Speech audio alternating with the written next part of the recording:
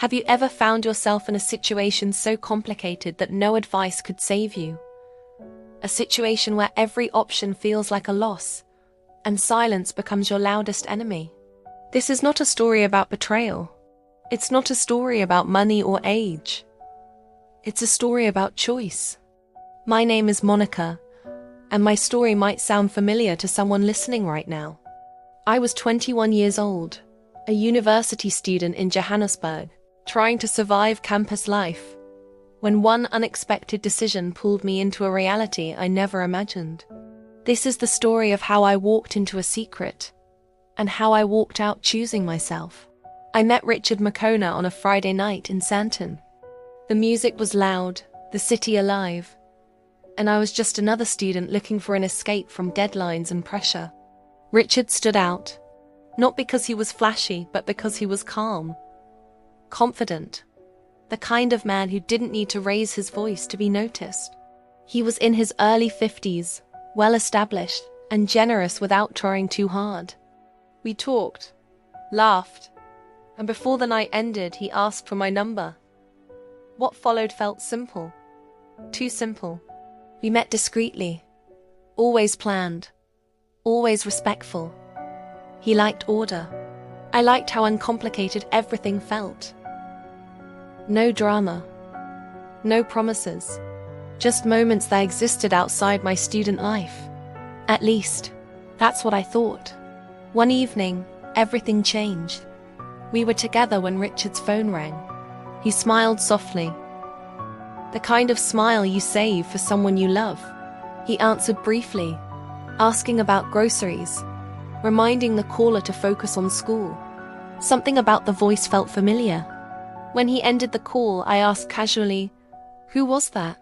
"My son," he said proudly, showing me his phone. And there he was. Thabo, my boyfriend from campus. The world didn't stop, but I did. Suddenly, every memory rearranged itself. The late-night study sessions, the calls asking for money, the stories about his father. I was standing in the middle of one family without either of them knowing.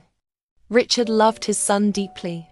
He spoke about him with pride, about sacrifices, about retirement plans and enjoying life after years of hard work.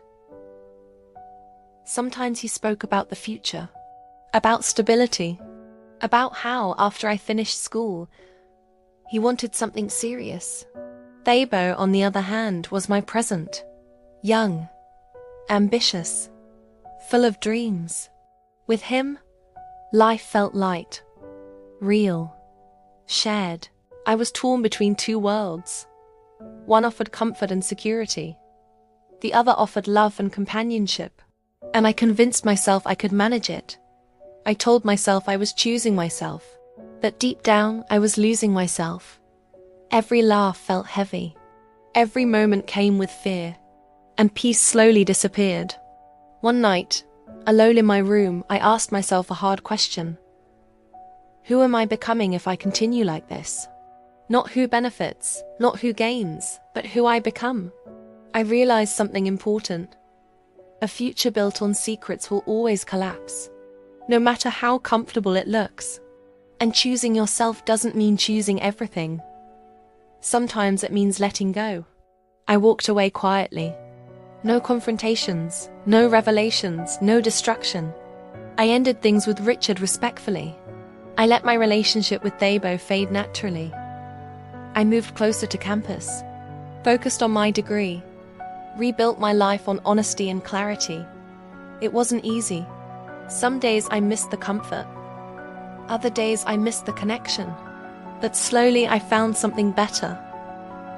Peace. Today, when I look back, I don't feel shame. I feel grateful. Grateful for the lesson. Grateful for the clarity. Grateful that I learned early that comfort is not happiness, and security is not love. Walking away gave me freedom. Freedom to grow. Freedom to choose better. If you re-listening to this and standing at a crossroads, remember this. Anything that costs you your peace is too expensive.